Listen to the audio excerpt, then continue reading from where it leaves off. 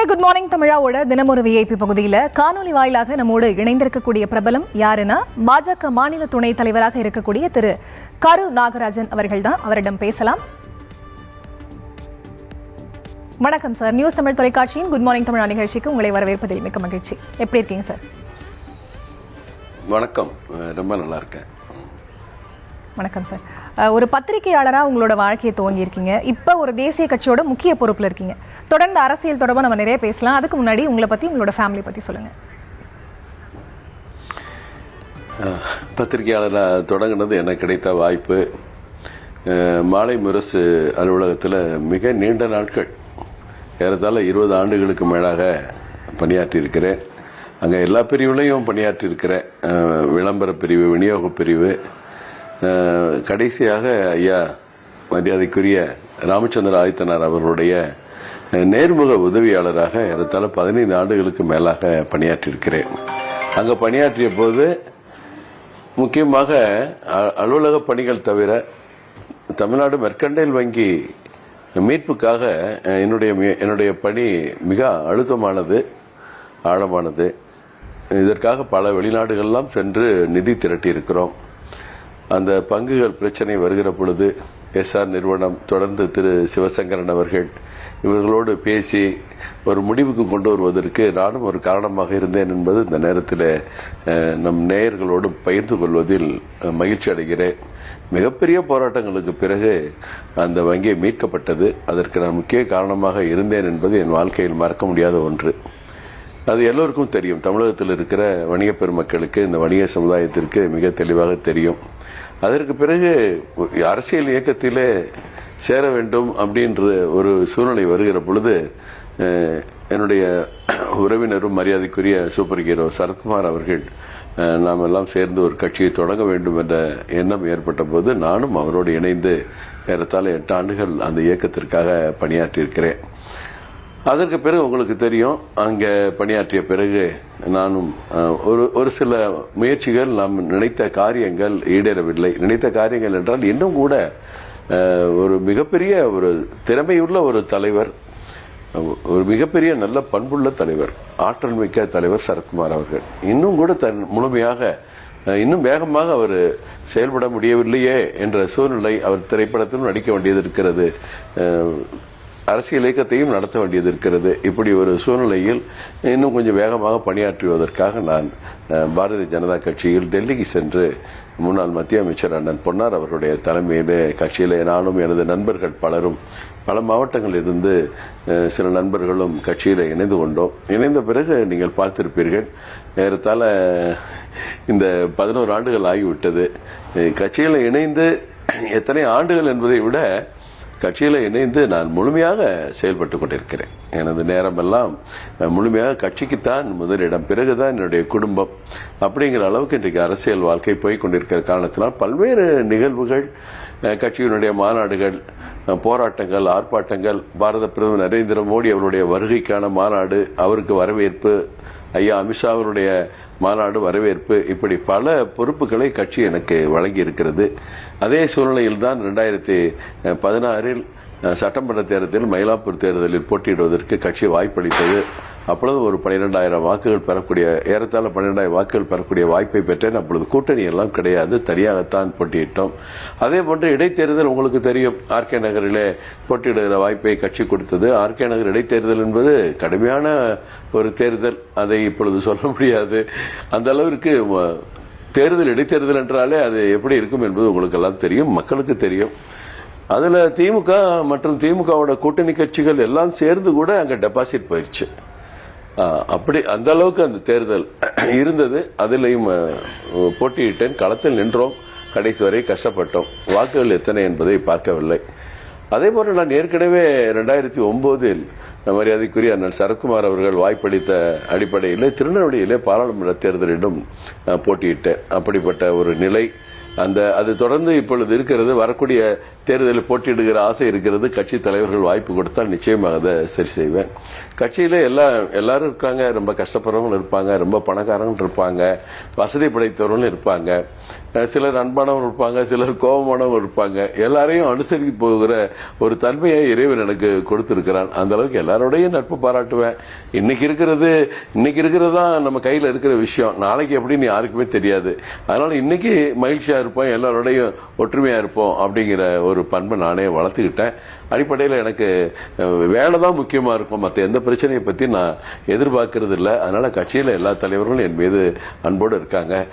இங்க இருந்ததுனாலதான் பாரத பிரதமர் நரேந்திர மோடி அவர்களை சந்திக்கிற வாய்ப்பு, தனிப்பட்ட முறையில் கூட கவர்னர் மாளிகையில் முக்கியமான தலைவர்களை எல்லாம் வைத்து அவர் ஒரு 2 மணி நேரம் எங்களோடு இருந்த அந்த சம்பவங்களை எல்லாம் வாழ்க்கையில் மறக்கவே முடியாது.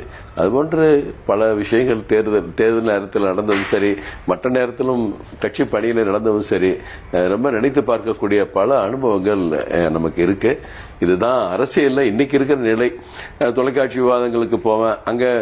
அங்க பேசும்போது அவங்க அன்பா பேசினா நம்ம அன்பா பேசுவோம். சில நேரம் அவங்க கோபமா பேசினா நம்மளும் பதிலுக்கு பேச வேண்டிய கட்டாயம் இருக்கு.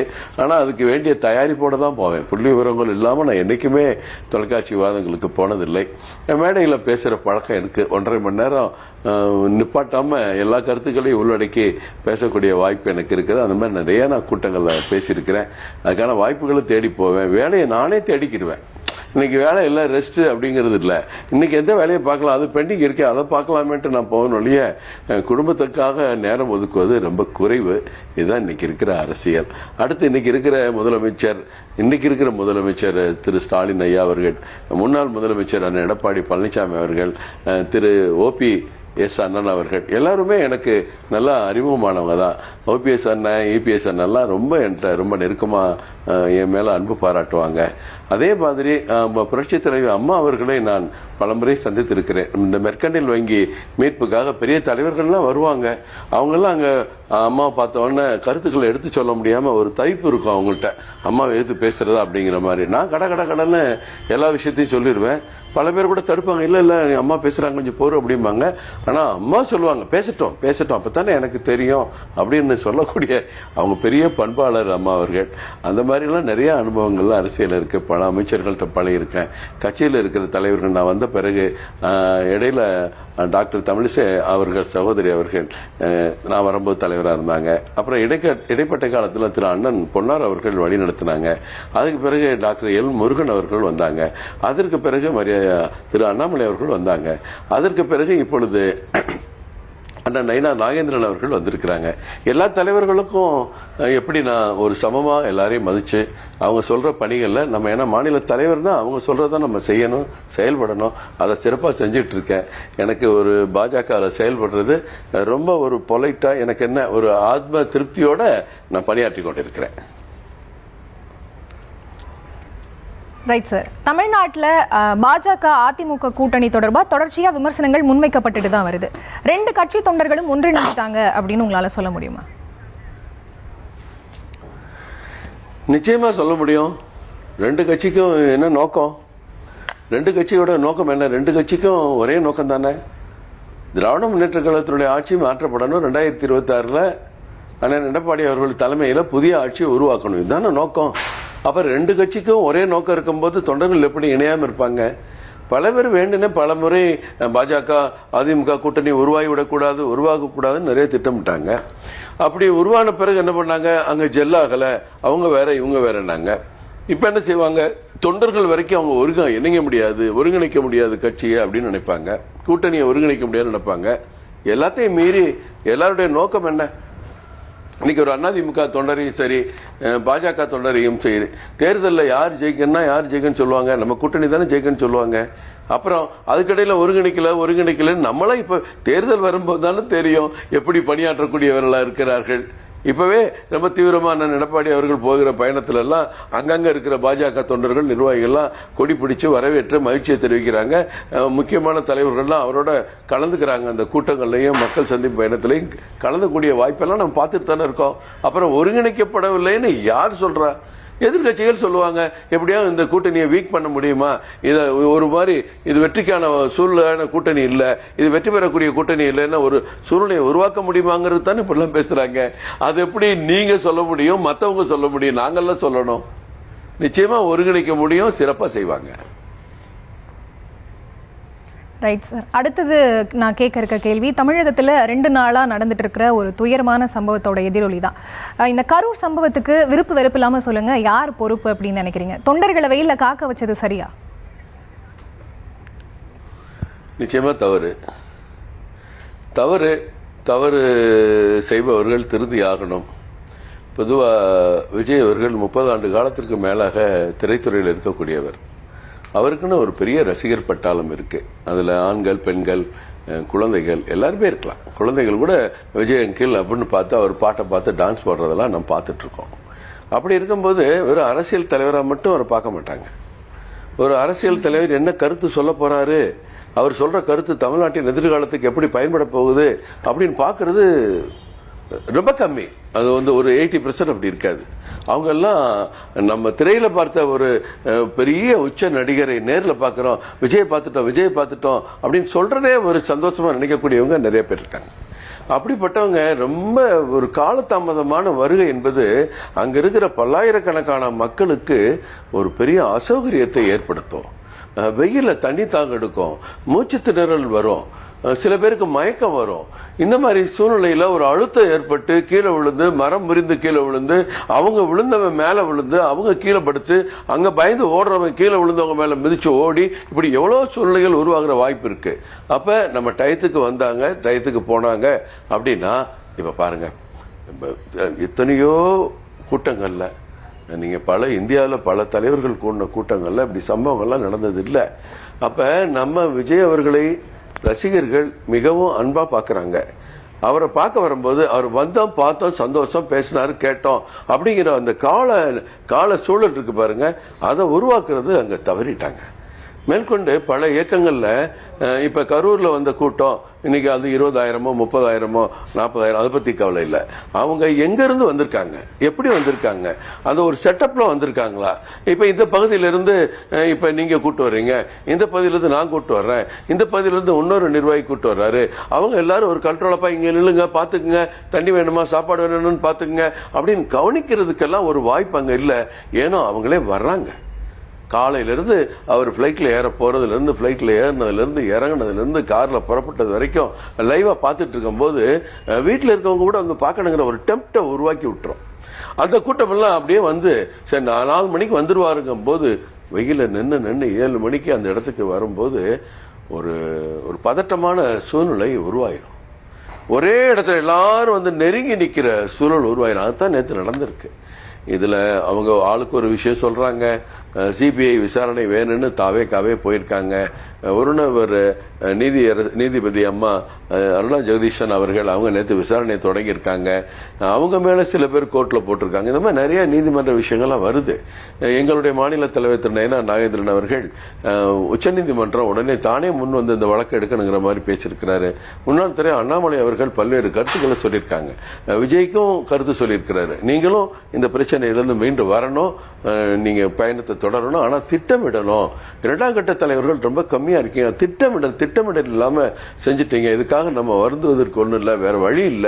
இருந்தவங்களுடைய அந்த ஆத்மா சாந்தி அடைய நம்ம எல்லாம் பிரார்த்திப்போம். ஆனா இது மாதிரி ஒரு சம்பவம் இனிமேல் நடக்கக்கூடாதுங்கிறதுக்கு எல்லாருமே நம்ம கேரண்டி கொடுக்கணும். அதுக்கு விஜயும் கேரண்டி கொடுக்கணும்.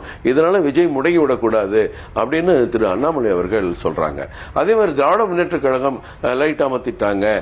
அவங்க என்ன சொல்றாங்க, மின்சார வாரியத்தில் ஜெனரேட்டர் தான், அவங்க லைட்டு தான் ஆஃப் ஆயிருக்கு, எங்க லைட்டு நீங்க எல்லா போட்டோ வீடியோ எல்லாம் பாருங்க, தெருவிளக்குகள்லாம் எரிஞ்சுக்கிட்டு தான் இருக்கு. விஜய் பேசும்போது வரும்போது யாரோ தப்பா சொல்றாங்க. போலீஸ் தடியடி நடந்தது தவறு. போலீஸ் தடியடி மயங்கி விழுந்தவங்க மேல ஏறி ஓடும் போது விஜய் போயிட்டாரு. ஆனா கூட்டம் அங்கிட்டு இங்கிட்டு அலைவாயும் போது விழுந்தவங்க மேல எல்லாம் ஓடிட்டு இருக்காங்க. அதனால நாங்க தடி நடத்தோம். அவங்க ஒண்ணு, டிஜிபி ஒரு அறிக்கை, ஏடிஜிபி டேவிட்சன் அவர்கள் ஒரு அறிக்கை, இப்படி பல கட்சி தலைவர்கள். திருமாவர்கள் என்ன சொல்றாரு, சினிமா மோகம் தான் இந்த இதுக்கு காரணம் அப்படின்னு அவர் ஒரு கருத்தை சொல்றாரு. திமுக கூட்டணி கட்சிகளோட ஒன்று சொல்லுது, மற்ற கட்சிகள் ஒன்று சொல்லுது. இது எல்லாத்தையும் பார்த்து நம்ம ஒரு முடிவுக்கு இப்போ வர முடியாது. சிபிஐ விசாரணை அவங்க கேட்டிருக்காங்க. திராவிட முன்னேற்ற கழகம் தவறு நடந்ததா, அங்கே செருப்பு வீசப்பட்டது யார் வீசினார்கள், இதெல்லாம் விசாரணையில் வரும். எந்த இடம் கேட்டாங்க, இந்த இடத்த யாரும் முடிவு பண்ணா, நாங்கள் எந்த இடமா முடிவு பண்ணாலும் உங்கள் பொறுப்பு, நீங்கள் தான் முடிவு பண்ணணும்னு அவங்ககிட்ட சொல்லியிருந்தோம். அவங்க தேர்ந்தெடுத்தப்பட்ட இடம் தான் இந்த வேலுச்சாமிபுரம் அப்படின்னு அவங்க சொல்கிறாங்க. என்ன இருந்தாலும் ஒரு ஆறா துயரம். அந்த என்னுடைய அன்பு சகோதரிகள் குழந்தைகள் எல்லாம் இழந்தவங்க கத்தும் போது, கதறும் போது, ஒரு பார்வை இழந்த தாய் தன் மகனை பறிகொடுத்து விட்டு கட்டில் புரண்டு அழுகுறாங்க. அதை பார்க்கும்போது நமக்கெல்லாம் கண்ணீர் வந்த சோகம்தான். இதில் நம்மளும் திட்டமிடக்கூடிய அந்த தலைவர்களும் இதை ரொம்ப ரொம்ப கவனமாக உன்னிப்பாக பார்க்கணும்.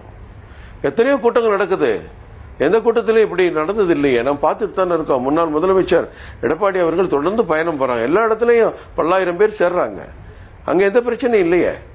அப்போ என்ன பிரச்சனை? திட்டமிடல் திட்டமிடல் திட்டமிடல்.